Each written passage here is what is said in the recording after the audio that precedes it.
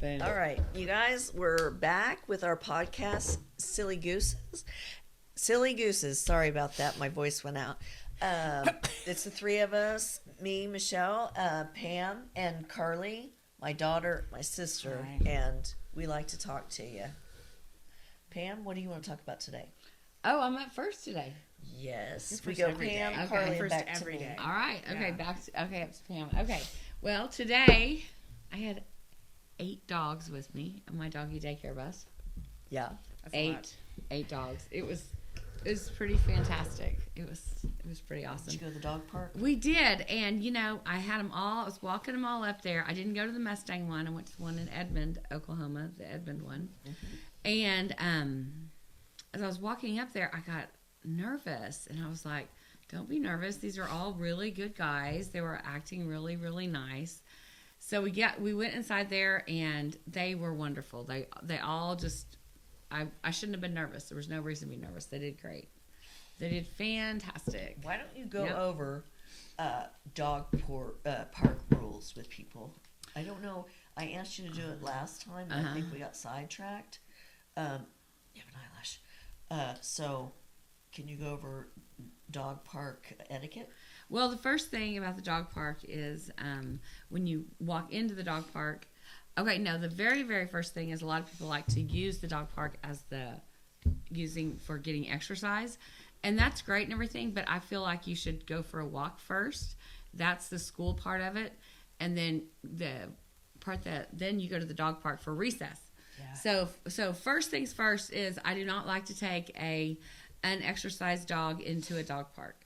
Second rule, once I get to the dog park and I've walked the dog, then I go to once I get to the park, walk the dog, then go to the dog park, I take off you always take off their leashes inside the holding area, and then pause. Just wait for a second for them all to calm down, for them to breathe, for them to smell around in that area, and then open the gate, and then walk in calmly and assertively and walk away from your dogs, because your dogs need to come in. If you have one, it doesn't matter if you have 15. They need to come onto that turf, and they're going to be smelled by all the dogs inside of the dog park, and you need to let them get smelled. They're not getting ganged up on. That's something that's a human thing. The dogs are not getting ganged up on. They are all it's the rite of passage. It's like a initiation, as you will, into the playground.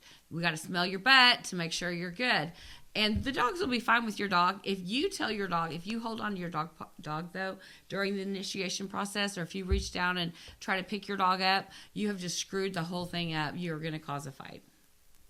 So basically, you just got to walk in like you own the place. Your dogs walk in, they get smelled, their butts get smelled. Then you just walk around the dog park. Don't sit.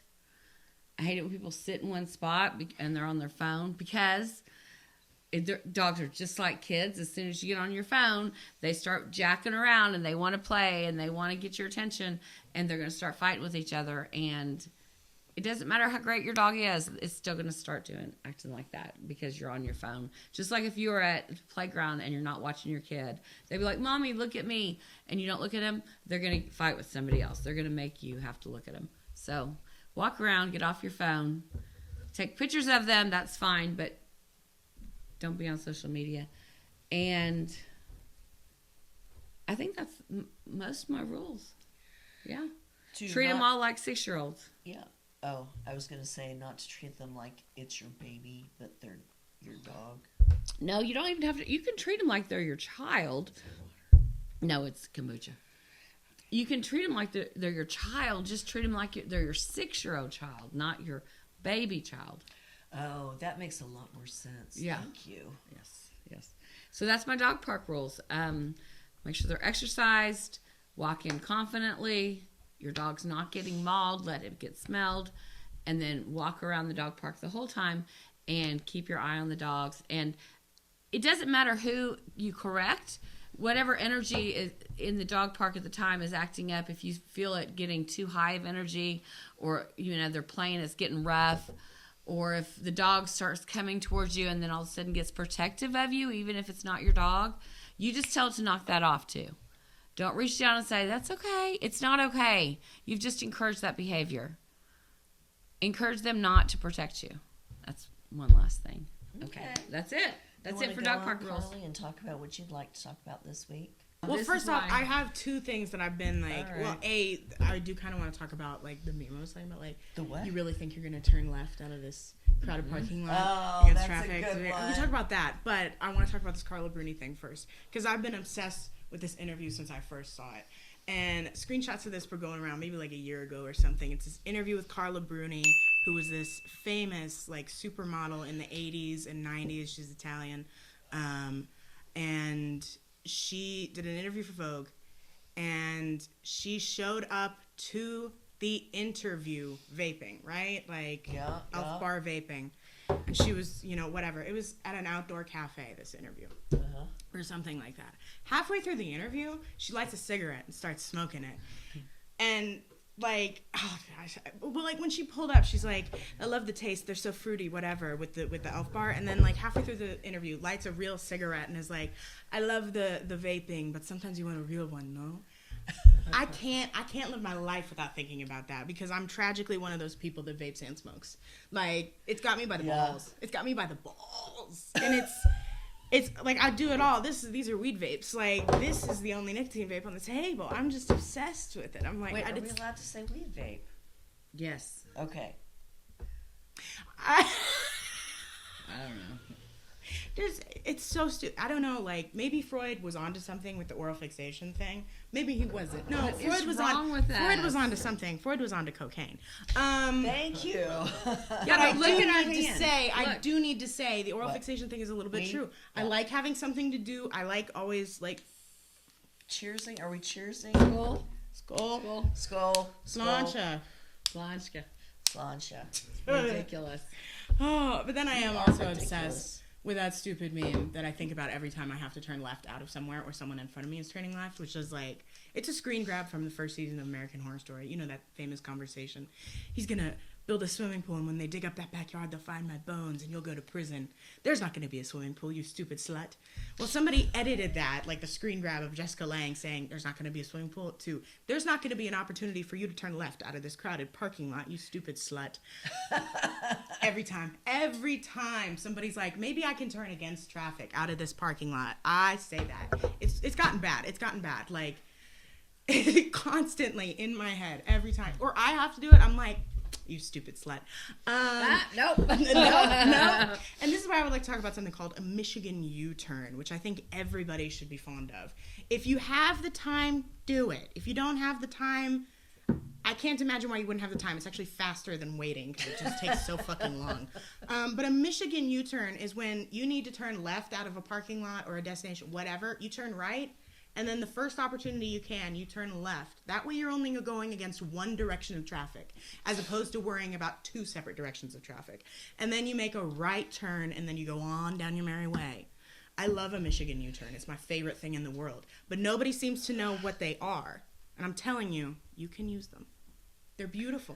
They're wonderful. I like that, or I'll take, 3 right turns until I get to my place, because I don't like turning against traffic either. Well, I don't like turning against traffic either, but that's why I'm proposing the Michigan U-turn, because it's not as bad as turning against both, like, lanes of traffic. No, I know. That's what I'm saying. Yeah. Okay. I'll turn right and turn 3 rights before I'll turn a left to get back to where I was.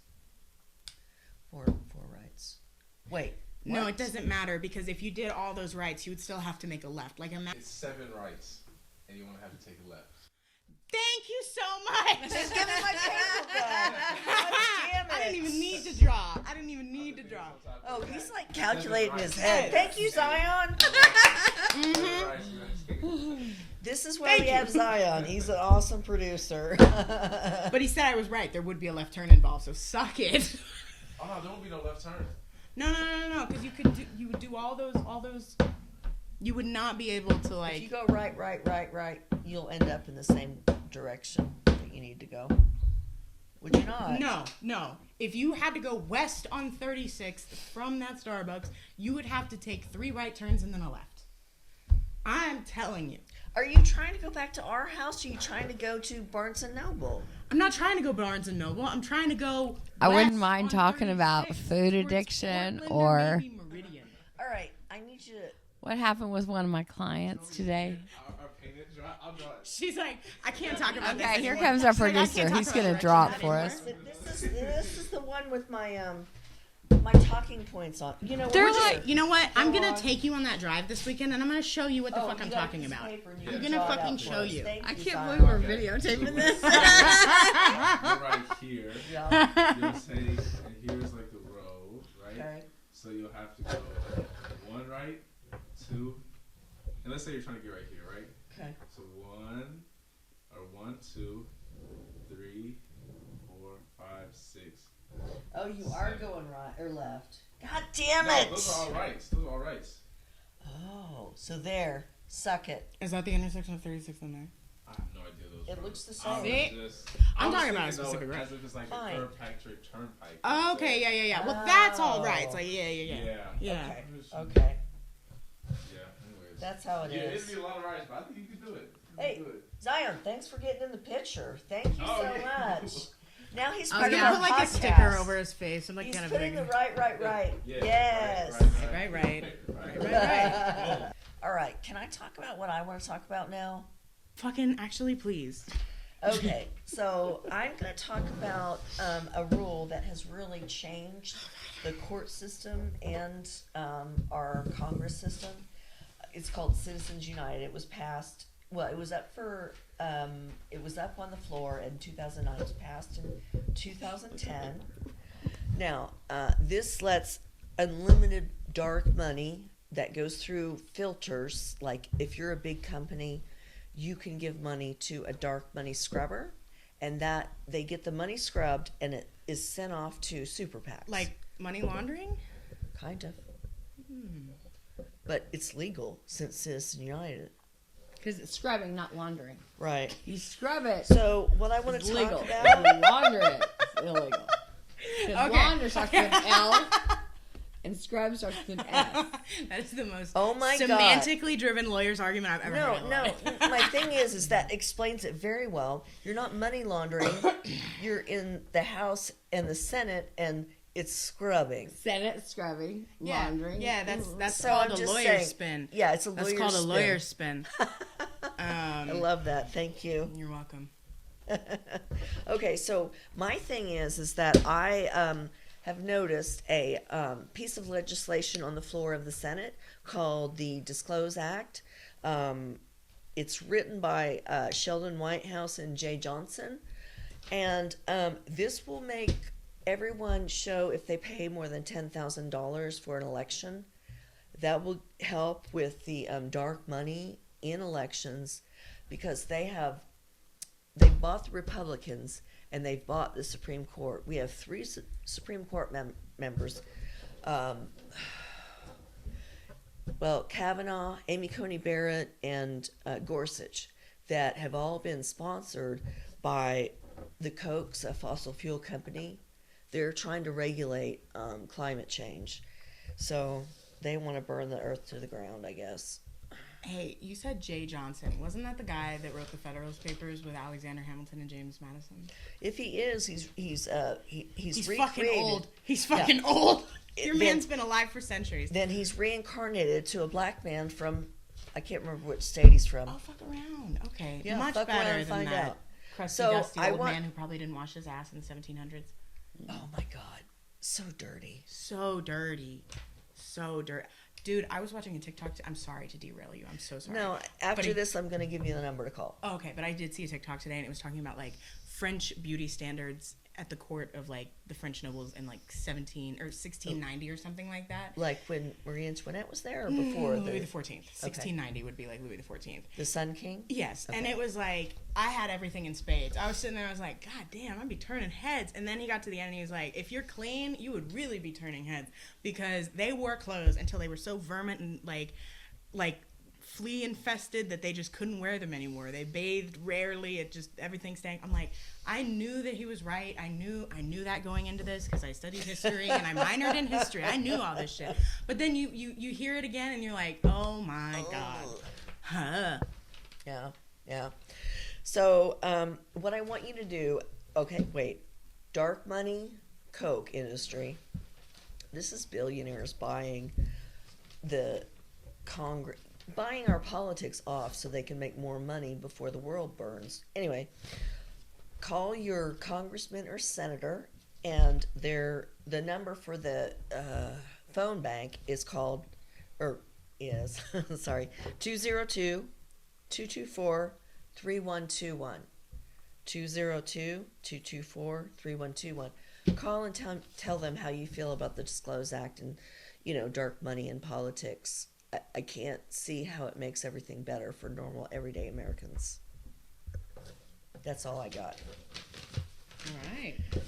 Yeah, I know. My shit is infomercial voice with that. Yeah, I know. My shit is always like, serious. I'm sorry, guys. I'm not serious shit. Speaking of serious shit, I don't know what I was gonna say. I'd like to go back to Pam and have her finish up for us. Okay, Can we do that? So I've got don't know if you guys remember, I had a puppy, Buster. I don't remember Buster. I remember Buster. Rosie. Well, Buster was only here with me a couple of times, but his mom, it was so funny because she's like scared she's hurting him all the time. And she's like, oh, I don't want to hurt his feelings. I don't want to hurt him. But he's this big pit bull that's hurting her, mauling her. Gracious. Not in a bad way. He's a puppy. because dogs don't really realize their strength. Yeah. And so anyway, I worked out. I picked my dogs up to do the pickup and practice program, and they're with me 4 or 5 hours, and they're in the car, and then they're walking, and they're hiking, and then they're at playgrounds, and then I take them home, and they're exhausted. And sometimes they get rough, they get to playing rough. They get hangry? No, they don't get hangry or anything, but they get beat up not beat up, but they get to wrestling with the other dogs at the dog park. And like Gizmo, he's a big old meathead, and he'll play hard with the dog. He is a big meathead. I love it. Well, Buster is the same way, big meathead, and so their energies attract. So that means they were playing together. So they were playing really rough together. Yeah. Like 2 little rough 6-year-old boys would play together rougher, and 2 little girls would sit here nicely. You know what I mean? Yes. Okay, maybe not so maybe not so gendered, because I don't know about you, but I was pretty violent as a child. But you know what I mean? But boys are different than girls. Boys are different. They express that kind of shit like physically, externally. Girls sit there with their dolls and they're like, and so because you have murdered 4 children, the council has sentenced you to death. Like, that's what girls do with their dolls. But the good thing that you're doing, because the council has sentenced you to death. Yeah, and she was 2. Anyway, but the point that she's making that I like for you to look at is that I guess it doesn't matter gender, but a lot of times the energy of Gizmo is this big buffoon meathead, and he just wants to play ball or whatever. And then you've got Buster, who's the same energy, so they play rough together. That's so loud. Anyway, long story short, big meathead energy. I know, big meathead. Long story short, I take him home after the first time they called me, and they were like, he was so tired. Is he gonna be okay? Oh my goodness. Yeah, they worry about him so much. He's a year-old puffy pit bull. As if you didn't have a big day when you were 6 years old and you slept real good that night. What the fuck? Do you not remember the first day at kindergarten? They would come home and sleep for you remember they came up first day from kindergarten? Yeah. No, I usually came home from school crying. I don't know what you're saying. Sleeping was my hobby. Exactly. Plus, I usually came home from school crying. That's terrible. Well, what can we say? It was Catholic school. Michelle and I were just so excited. It was Catholic school, and I had the ADHD and a little bit of the tism. I don't think it would have went well for me if I didn't have those, but still, didn't help. I wish you wouldn't say the tism. Why? Because we both have the tism. Yes. Neither one of us scored so high on the RADS-R test if we wouldn't have scored so high. I made high scores on the ADHD test. Really, I knocked it out of the park. It's crazy, though. She knocked it out of the park. I didn't. I failed that test, which meant that I probably didn't I passed it. Yeah, she failed it. Which meant that I probably didn't have ADHD. Guess what I do? It only indicates a high probability that you have ADHD if you fail it astronomically. And you failed it astronomically. Jesus, psychiatry is so confusing. It is. It is. You guys, do we want to wrap it up now? What do you say? Are we still talking about stuff? Are silly gooses wrapping it up to go? I think we are. Smoke. Yeah, I think we are, and I want to I want to give just a shout out to Midas Touch. I'm wearing their shirt, Rovember. She also wore it last time. Yeah, I did wear. Maybe I'll wear it every time. I don't know, but here's the thing. I really like this. It's past November, obviously, but keeping the faith. I wasn't done with my story. Oh, go on. Well, you went. Do we want to wrap it up? No. Sorry. Okay, so anyway, long story short,